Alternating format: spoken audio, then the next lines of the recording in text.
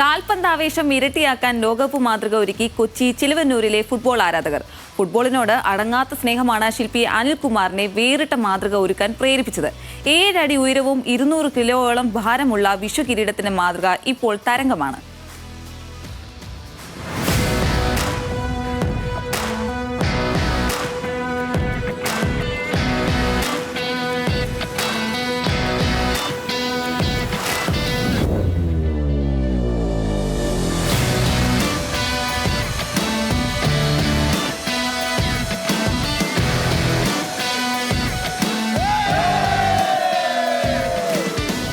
പുൽമൈതാനിലുരുളുന്ന പന്തിനൊപ്പമാണ് നാടെങ്ങും.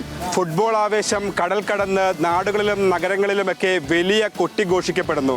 കൂറ്റൻ ഫ്ലെക്സുകളുടെയും കൂറ്റൻ കട്ടൗട്ടുകളുടെയും ഒക്കെ കാലം കഴിഞ്ഞു. ഇപ്പോൾ ഇതാ 7 അടി ഉയരമുള്ള ഫുട്ബോൾ ലോകകപ്പിന്റെ മാതൃക സൃഷ്ടിച്ചിരിക്കുകയാണ് ചിലവന്നൂർക്കാർ. ഈ 7 അടി ഉയരമുള്ള കൂറ്റൻ പ്രതിമയുടെ അല്ലെങ്കിൽ ഫുട്ബോൾ മാതൃകയുടെ ശില്പിയുണ്ട് നമുക്കിപ്പം. അല്ലേട്ടാ, എങ്ങനെയാണ് ഈ ഒരു ആശയത്തിലേക്ക് എത്തുന്നത്? അത് ഫുട്ബോൾ നമ്മുടെ ജീവനാണ്.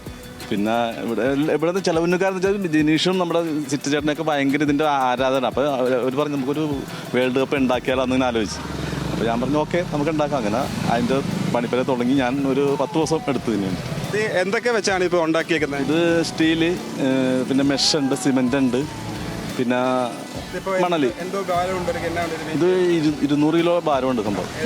7 കിലോ ഉണ്ട്. പിന്നെ ഇപ്പം എല്ലാവരും നല്ല സപ്പോർട്ടാണ്. ഇപ്പോൾ നാട്ടുകാരും വീട്ടുകാരും ഒക്കെ നല്ല സപ്പോർട്ടാണ്. ഇപ്പോൾ നാട്ടിലൊരു ഫുട്ബോൾ മാതൃക അതിപ്പോൾ വളരെ വേറിട്ടൊരു ആശയമാണ്. എന്ത് തോന്നുന്നു? വളരെ സന്തോഷമായിട്ടുണ്ട് ഞങ്ങൾക്ക്.